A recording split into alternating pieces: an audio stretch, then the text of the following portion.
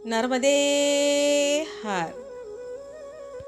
दोस्तों, जैसे सूरज और चंद्रमा का उदय होना सारे विश्व के लिए सुखदायक होता है, वैसे ही संतों का हृदय सदा ही सुखकार होता है।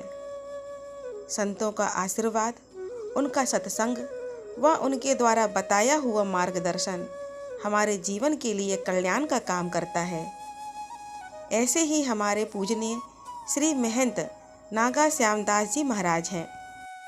महाराज जी के आशीर्वाद से कई भक्तों का कल्याण हुआ है। महाराज जी बहुत ही सीधे सरल हृदय संत हैं। आइए आज हम एक बार फिर से महाराज जी से आशीर्वाद ग्रहण करते हैं और उनसे उनका मार्गदर्शन प्राप्त करते हैं। नर्मदे हर। दोस्तों, मेरे पिछले वीडियो में महाराज जी के आप पहले भी दर्शन कर चुके हैं। ध्वज है, ये जो है रामानुज संप्रदाय का है। और जहाँ भी जाते तो अपने यहाँ पे कुछ न कुछ पहचान होती है। कंठी है, तिलक है और ध्वजा है। तो कहीं से भी संत महात्मा बाहर से भी देखेंगे तो ये ध्वज पचरंगा है। तो ये अपने जो है संप्रदाय का आने की चिन्ह है, इसीलिए इसको बनाया गया है, लगाया गया है। और ये भगवान श्री राम के सामने ही ध्वज लगा हुआ है।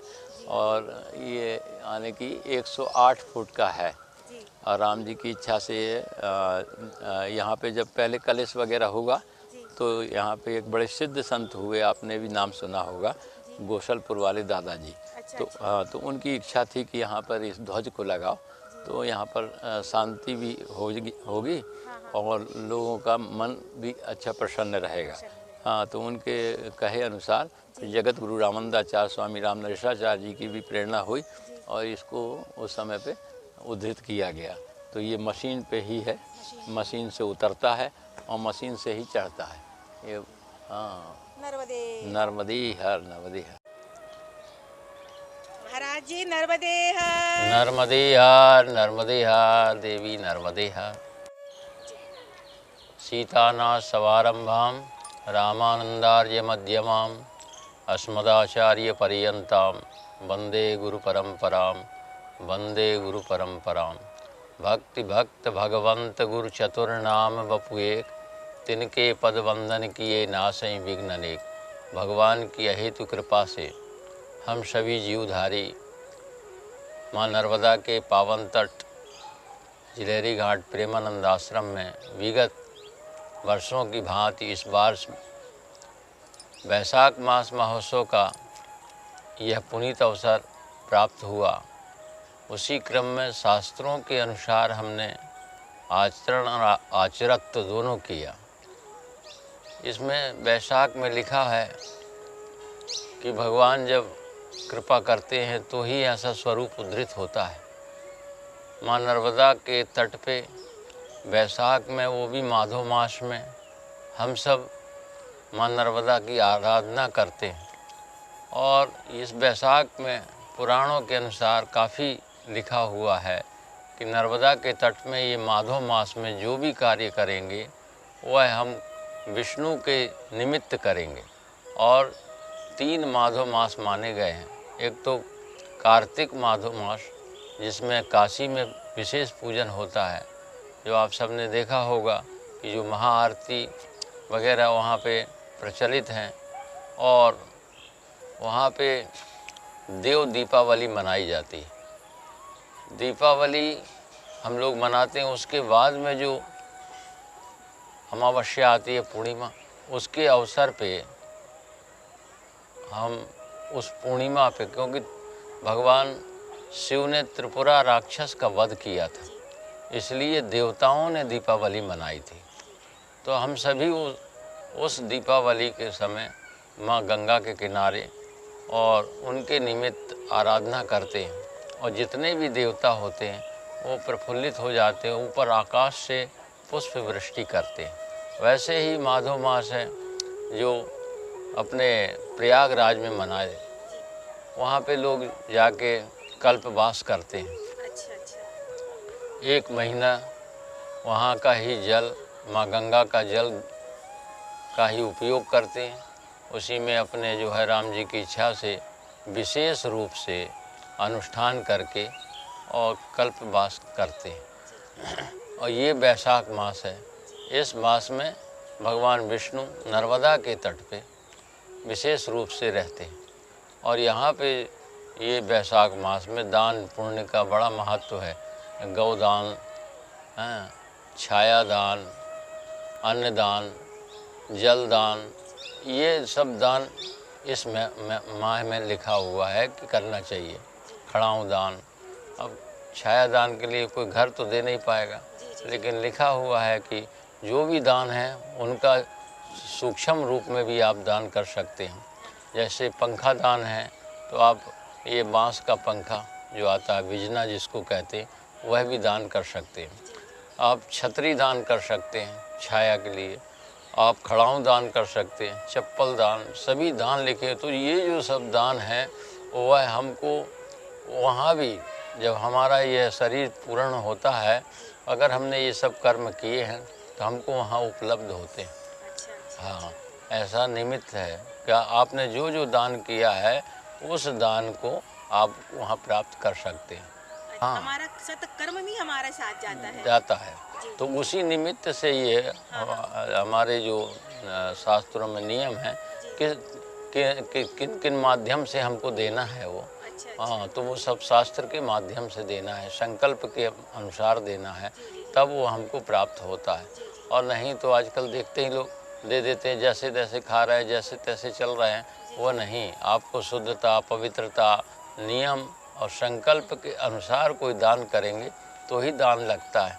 और नहीं तो आप दे देते, खा रहे हैं आपने दे दिया, उच्छिष्ट दे दिया, तो आपने जितना पुण्य नहीं किया उससे ज़्यादा पाप कर दिया। आपने किसी को जूठा दे दिया आपने फटा दे दिया, वो वस्त्र अंग वस्त्र जो दिए वो गलत दे दिए, सड़े थे, उनकी आपको उपयोगिता नहीं थी, तब आपने दिया, तो वो सब चीज़ें नहीं प्राप्त होती। हाँ, अच्छा महाराज जी, एक प्रश्न था, जैसे कि हमने देखा है कि माँ नर्मदा के किनारे इतने गरीब बैठे होते हैं, और अभी तो आजकल हम देख रहे हैं सबसे ज़्यादा लोग अपने घरों से अपने पहने हुए वस्त्र उनको दान दे रहे हैं। पूछते हैं तो बताते हैं कि भाई जिनको शनि की 7.5 या शनि अड़ैया चल रही है तो अपने वस्त्र दान देना चाहिए, तो क्या ये उचित है? नहीं, ये उचित नहीं है। क्या कि हमने अपना उच्छिष्ट दिया, हाँ, तो हमने उसको अपना पाप दे रहे हैं। पाप दे रहे हैं। हाँ, तो लेकिन वो जो बहुत ही ज़्यादा आने की समझिए गरीब है, जो उसके बगैर नहीं चल सकता है, जैसे कहते हैं ना कि हम अन्न दे रहे हैं, नहीं तो अगले को अगर प्राण निकल रहे हैं तो ही खाएगा, सही है। नहीं, और उसको बहुत ही ज़्यादा ज़रूरी हो तो ही पिएगा, नहीं तो आपके उससे तो नहीं है। तभी कहते हैं ना कि नियम है कि हमको अच्छे से अच्छा वस्तु दान करना चाहिए, अच्छे से अच्छा वस्त्र दान करना चाहिए। हाँ, ये तो हमको अगर उसकी ज़रूरत है तो ही दिया, नहीं, अब ये तमाम चीज़ें हो जाती हैं तो उसके अलग अलग नियम होते हैं और हमको उन नियमों का पालन करना चाहिए। आपके वस्त्र देने से अगले का वो नहीं होने वाला, आपके रोटी देने से उसका जीवन नहीं चलने वाला, लेकिन अगर वह आपके सात्विक जो विचार हैं का उनको आप देंगे तो ही आपके जो पाप हैं, जो अनुष्ठान है, वो अनुष्ठान में आप आगे बढ़ सकते हैं। क्या, क्योंकि उसको ज़रूरत है तो आपने दिया तभी है, नहीं, और नहीं तो वो तो क्या है कि शास्त्रों में छोटे से छोटा नियम भी बहुत बड़ा होता है। जैसे कौशल्या जी और राम जी की इच्छा से अपने जो संवाद हुआ सीता जी के यहाँ पे, तो भगवान श्री राम जो है प्रयाग से और जनकपुर गए। उस काल में विश्वामित्र जी साथ में थे, तो उन्होंने कहा राघव यहाँ भी चलने का है, आपने तो ये संकट हमारा काट दिया कि आपने ताड़का को मारा, हैं, आप आगे चल के अपने को जनक की भूमि में चलने का है। तो वहाँ पे भी एक यज्ञ हो रहा है, तो उन्होंने जब सुना कि वहाँ पे विवाह वाला है अमुक, तो उन्होंने बोला कि हम तो विवाह के लिए नहीं आए, गुरुजी आप ही ने कहा था, और ये तो बोले नहीं, वो भी एक यज्ञ है, उसमें ही अपने को चलना है। तो भगवान कृपा से राम जी को लेके विश्वामित्र जी और जब पहुँचे जनक जी के दरबार में तो उस समय पे उन्होंने उस संकट को देखा जनक जी के, और वो बड़े व्याकुल थे कि ये कैसे पूर्ण होगा। तब राम जी ने उस संकट को पूर्ण विराम दिया, क्या उनके संकट को हर लिया। तो वहाँ पे छोटी छोटी दासियाँ हैं का, और रानी को शंका हो रही है सुनैना जी को कि इतने बड़े बड़े महारथी लोग जब इस धनुष को तिल भर भी नहीं उठा सके तो ये छोटे छोटे राजकुमार कैसे उठाएंगे। तो सुनैना जी को शंका हो रही है, सीता जी की माता जी को, कि ये कैसे उठाएंगे। तो वहाँ पे कहते हैं ना कि जब संकट में अपना छोटा अंश भी अगर कोई सलाह दे रहा है तो उसको मानना चाहिए। अब देखिए रानी को दासी ज्ञान दे रही है, तो उन्होंने कहा कि नहीं माताजी, आप इन पे शंका नहीं करिए, ये बड़े तेजस्वी हैं, इनके अंदर में बहुत ही तेज है। हाँ, और ये ऐसे प्रतीत होते हैं कि ये वास्तव में इस धनुष को भंग करेंगे, मेरी आत्मा बोल रही है। तो अब दासी आने की सुनैना जी को ज्ञान दे रही, रानी को ज्ञान दे रही है। तो उन्होंने बोला तुमको कैसे अंदाज, का एक छोटा सा अंकुश होता है, वो इतने बड़े विशाल हाथी को बस में कर लेता है। एक छोटा सा मंत्र होता है वो त्रिलोक को वश में कर लेता है, वो ब्रह्मा विष्णु महेश को वश में कर लेता। जरा सा मंत्र है। तो वैसे ही ये छोटे ज़रूर हैं लेकिन इनका तेज ओज बोल रहा है कि यही यानी इस धनुष को भंग करेंगे। हाँ, तो ऐसे जब हम छोटी छोटी वस्तुओं पे जाते हैं तभी हमारा ज्ञान विवेक प्रकाश में आता है कि हम कुछ ना कुछ इस संसार के लिए करके जाएंगे। क्या छोटी वस्तु, इतना बड़ा ताला होता है, एक उसमें छोटी सी चाबी लगाते हैं और वो खुल जाता है। क्या? तो उसके लिए हम लोगों को मन का, अहंकार का त्याग करना चाहिए। जब मन से हम अहंकार को त्याग करेंगे तो ही हम परमात्मा के पास पहुंच पाएंगे, समीप में पहुंच पाएंगे, तभी हमारा एक कल्याण होगा इस जीवन का। तो ये जो हम दान करते हैं छोटा छोटा, किसी के ऊपर हम एहसान नहीं करते, अपने ही मतलब कि मार्ग खोलते हैं, अपना मार्ग खोलते हैं। उस मार्ग को हमारे ऋषियों ने, हमारे मुनियों ने रिसर्च करके दिया। वैशाख माह में आप अपने बच्चों की परीक्षा लेते हैं, लेकिन ये शास्त्रों को जब देखेंगे, शास्त्रों का जब चिंतन करेंगे तो ये लगेगा कि ये हम बच्चों की परीक्षा नहीं, ऋषियों ने इस जीव की परीक्षा ली थी, इसलिए हम इस पुनीत कार्य को कर पाते हैं। क्या इतनी तपत धूल में जब आपको ऊपर से उतारा जाता है कि आपने अगर कहीं दान पुण्य किया है, कहीं आपने किसी को जल दिया है, तो उस तपत धूल में जब ये जीव को नीचे उतारते हैं और कहे अगर आपने सही कर्म किया है तो वह कार्य आपको प्राप्त होगा। आपने जल दान दिया है तो आपको जल प्राप्त होगा, आपने मकान दिया है तो मकान प्राप्त होगा, आपने वृक्ष लगाए हैं तो आपको वृक्ष की छाया प्राप्त होगी। अगर आपने सरिता यानी जल का स्रोत निकाला है, कुआं बावली बनाई है, तो आपको भटकने की ज़रूरत नहीं है, वह वस्तुएं वहाँ प्राप्त होंगी। इसलिए ये मृत्यु लोक पे आके जीव उन्हीं वस्तुओं को भोग करता है और उन्हीं को आगे बढ़ाता है, ताकि यह जीव यहाँ भी सुख भोगे और वहाँ भी सुख भोगता है।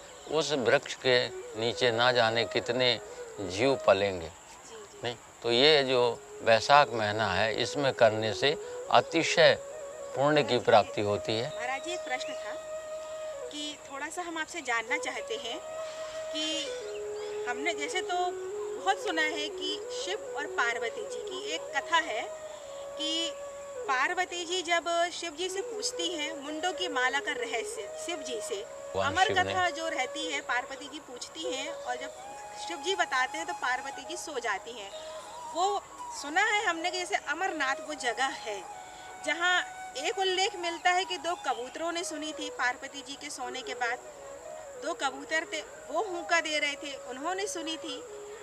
दूसरी कथा में आता है कि शिव जी जहाँ बैठे हुए थे उनके नीचे एक तोते का अंडा था। तो वो अंडे में से तोता निकला और वो सुन रहा था और उसने हुंका देता था। वो वही आगे जाके सुखदेव जी हुए।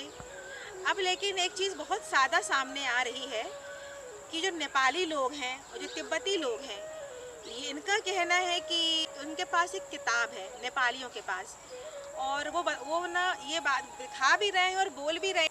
तो उनके पास जो किताब है नेपालियों जी के पास, तो उनका कहना है और उनका मानना है कि शिव जी ने क्षीर सागर में, जो कि उस सागर को एक नाव का रूप दिया गया है, तो उसमें बैठकर पार्वती जी को वो अमर कथा सुनाई थी।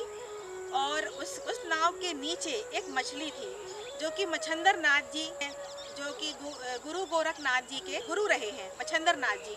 तो वो मछली का रूप धर के उस नाव के नीचे थे और वो सुन रहे थे और वो हुंका दे रहे थे।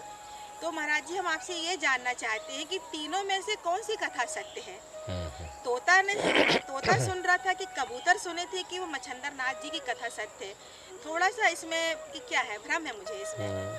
सभी काल है ना, अलग अलग दृष्टि से लोगों ने देखा नहीं। जैसे ये अमरनाथ जी की कथा है, पार्वती ने सुना अमुक नहीं, तो ये आने की अमरनाथ की कथा, और वो मच्छंदर दास की कथा है। तो हर काल अलग अलग हुआ अपने में। अच्छा। हाँ, है ना, तो अलग अलग स्वरूप में उन्होंने प्रकट किया इसको। हाँ, ये आने की माता पार्वती ने आने की, जब भगवान शिव एकांत में थे तो उन्होंने ये प्रश्न किया था कि हमने सुना है कि ये जो मालाएं हैं आपके में, ये कैसे है? मेरा ही जन्म बार बार होता है, आपका जन्म ही नहीं होता। मैं बार बार जन्म लेती हूँ, मैं बार बार इस मृत्यु लोक को छोड़ के जाती हूँ, लेकिन आप नहीं जाती हैं। तो उसके लिए तो उन्होंने बोला कि इसका कारण का आप निदान चाहती हैं तो एकांत में जाना पड़ेगा, और वहाँ पे कोई भी वस्तु ना रहे, दूसरा जीव ना रहे। हाँ, तब नहीं तो वो भी अमर हो जाएगा। हाँ, ये अमरत्व की कहानी थी और कथा थी। तो फिर भगवान शिव लेके और उनको अमरनाथ में ले गए और काफ़ी ऊंचाई पे जाके, और उन्होंने बोला ये वस्तु, ये जगह उपयुक्त है और यहाँ पे बैठ के और मैं आपको वो कथा सुनूंगी। जब तक आप मतलब कथा सुनते रहेंगे, मैं कथा कहते रहूँगा, हुंका देते रहें। तो पहले का ये प्रचलन था नहीं, कि गाँव में भी, देहातों में भी लोग अंधेरे में, इतने संसाधन नहीं थे तो भी हुंका देते थे। तो हम लोग जानते थे कि ये जग रहे। हाँ, तो उसी तारतम्य में, उसी कारण आने पार्वती जी ने हुंका देना चालू किया, और राम जी की इच्छा से भगवान शिव ने कथा सुनाना चालू किया। उनका काफ़ी समय व्यतीत होने के बाद में जब ये उनको निद्रा आ गई, तो वहाँ पे जो अंडा था वो यानी कि उसमें परिणित हो गया जीव में, और वो हुंकार भरने लगा। जब भरते जब उनकी कथा हो गई और जब शिवजी ने कहा, तो उनको निद्रा तो लग गई थी। तो उन्होंने बोला, ये पार्वती है। तो उन्होंने जब देखे थी तो सो रही, तो हुंका कौन भर रहा है? जब चारों तरफ देखे तो उनको लगा कि वो ये तोता। हाँ, तो अब जो उसने हुंकार भरा, और वो फिर बाद में जब देखे कि क्रोधित हो जाएंगे शिवजी, तो वो उड़ गया। जब उड़ गया तब फिर उनको तो हो गया कि ये तो अमर कहानी सुन लिया कहाँ ये तब। हाँ, तो वो जो है उड़ते उड़ते तो जैसे नहीं जमा ही लेते हैं लोग, जो आती है मुख में, वो जमा ही लेने के कारण व्यास जी की जो पत्नी थी वो जमा ही ले रही थी, और वो पक्षी को वो जगह मिल गई, तो वो जाके उनके मुख में प्रवेश कर गया। और जब कर गया तो वो तो शिव जी तो लेके आ ही रहे थे त्रिशूल, उन्होंने देखा लेकिन अब इनको कैसे, तो वो डर के मारे वो निकले नहीं हैं। तो लेकिन कहते हैं ना कि 9 महीने के उसमें हो जाते हैं, वो 11 महीने के बाद में उनका आने की शरीर प्रकट हुआ, और काफ़ी समय के बाद में तो शिव जी ने उनको निकाला, तो वो अमर हो गए। का तो जो अमरत्व की जो कथा हो गई, तो सुखदेव जी महाराज ने सब कुछ पेट में ही सीख लिया, सुन लिया, क्योंकि वो कथा के माध्यम से। हाँ, तो इसलिए उनको सुख कहते हैं।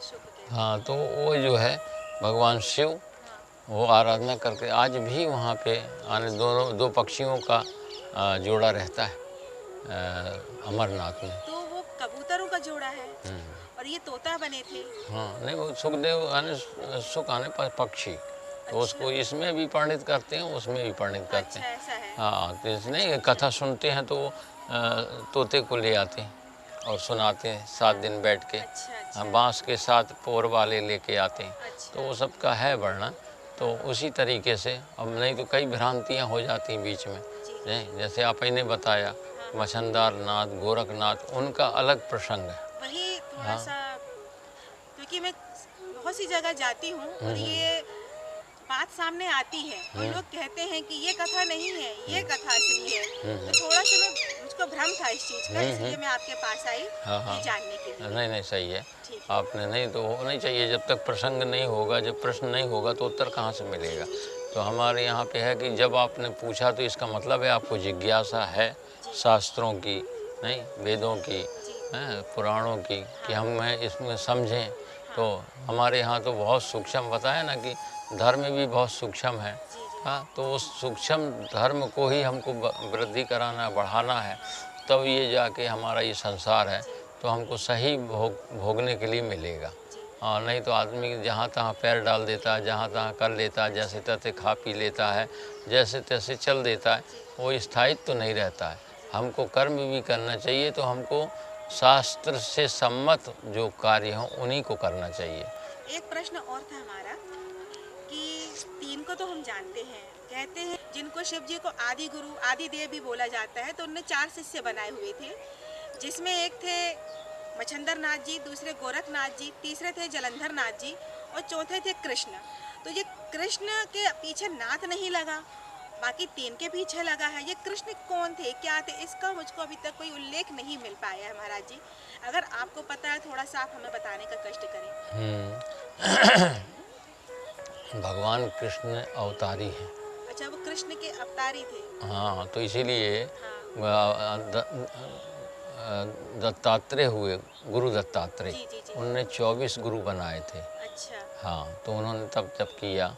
तो आज भी वहाँ पे गिरनार है, तो गिरनार में नहीं, ये गिरनार पड़ेगा अपना गुजरात में। अच्छा, हाँ, वहाँ पे 9,999 सीढ़ी हैं, 9,999 सीढ़ी। तो आज वहाँ भी जो है संतों का प्रभाव है, संतों ने तप किया। और कई बार आ जाते ना लोग, तो महात्मा संत यही कहते हैं कि बच्चा आया है, बहुत अच्छा कुछ करने आए हो, कुछ संकल्प लेके आए हो। तो वहाँ के एक राजा थे, तो उन्होंने आने की संतों से सत्संग किया।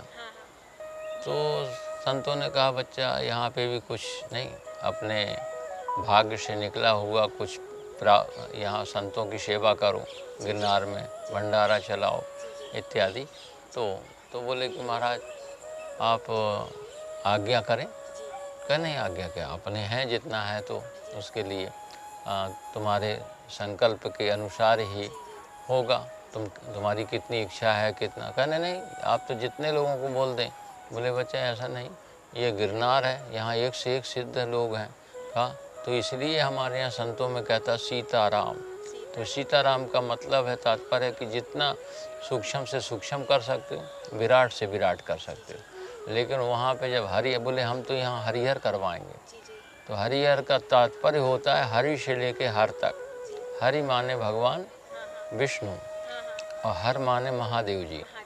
तो उनके बीच में जितने लोग हैं सब आ जाओ, है कि नहीं, निमंत्रण है। जैसे नहीं अपने बोलते हैं कि आपके मोहल्ले में, घर में, गांव में कहते हैं कि कितने लोगों को निमंत्रण देना, तो कहते हैं कि एक घर से एक नहीं, तो वो सीमित है। लेकिन एक घर में पूरा झरा बोलते ना, तो पूरा जितने लोग हैं उतने आ जाएं। तो हरिहर का तात्पर्य ये होता है कि भगवान विष्णु से लेके शंकर तक आ जाएं।